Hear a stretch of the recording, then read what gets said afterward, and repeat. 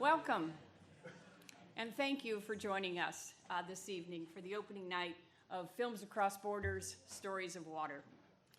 This is quite a night for us, and I'm sorry that we ran a little late, but we were doing sound checks, and you are in for quite a show. I'm Sharon Metcalf, Director of Strategic Partnerships and Programs for the School of Communication, and this is actually one of our annual initiatives that began 5 years ago to explore different ideas and themes through film. Last January, when we chose Stories of Water as the focus of this year's film series, we imagined pulling together documentaries and narrative films from filmmakers around the world, a kind of mix of curated works and animated shorts with water as the central element. Each year we've chosen a different theme for our international storytelling, and each time the topic has subsequently become a predominant focus of news headlines. Last year, our films highlighted stories of women. The year before that, we did stories of migration, just as that crisis was coming to a major head. It's always felt a bit like life expounding on art. Stories that we thought would be about others, in fact, have direct relevance in each of our lives.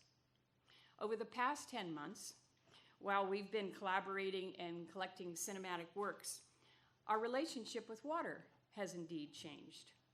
Terms like marine heat waves and ocean acidification and thousand-year floods and melting permafrost and desertification have become part of our everyday vernacular. As the Swedish 16-year-old Greta Thunberg said so clearly, change is coming, whether we like it or not. Shifting water patterns will rapidly and irrevocably change our own way of life. So throughout October and November, Films Across Border partner organizations invite you to watch some of the 24 documentaries and narrative films, to experience immersive underwater adventures while sitting at National Geographic's virtual reality theater, and hear filmmakers and panelists discuss how water has become a central character in the stories of humans. In fact, that might be a good theme for next year. We're hosting tonight's event as a cross-campus partnership initiative with the Center for Environmental Filmmaking and the School of International Service.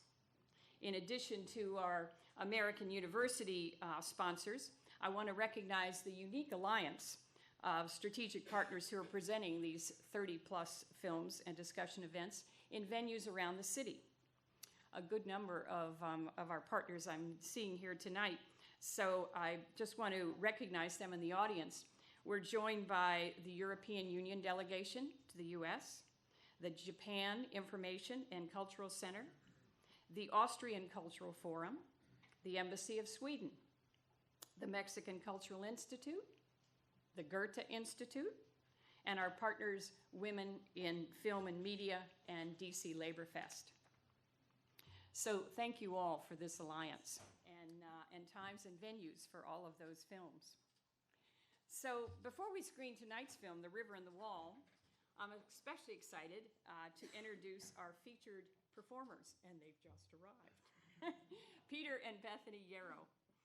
These are two people who live their values. I met Peter and his daughter Bethany this past summer when they were giving a concert for the Carter Center. And after hearing them sing passionately about humanity and our planet, I invited them to perform for Films Across Borders, and they generously accepted. So they've just hopped on a train from New York and come down to kick off this series and to help us build community amidst growing concerns for the environment. Peter's been a singer and songwriter and social activist for 5 decades. 5 decades and 7 years. And I was trying to give you a little bit.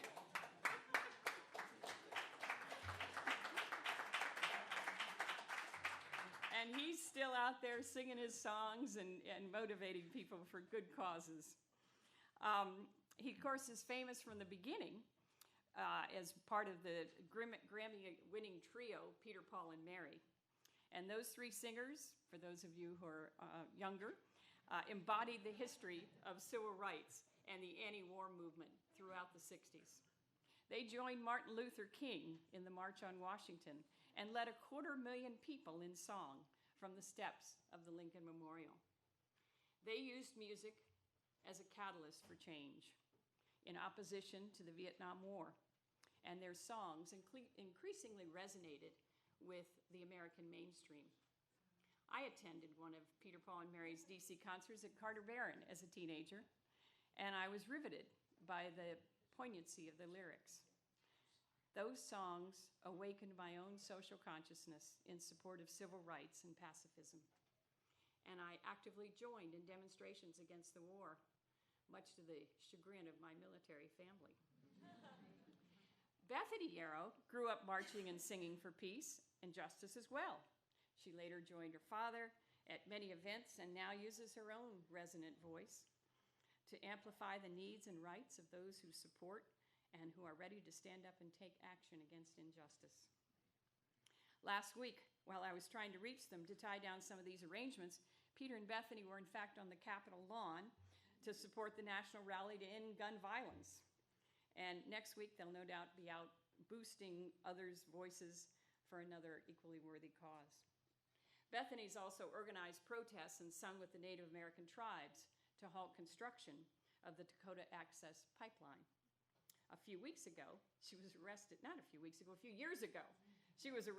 at the entrance of the Federal Energy Regulatory Commission as she led demonstrators against additional pipelines singing, "We shall not be moved," as the FERC security guards attempted to drag them all away.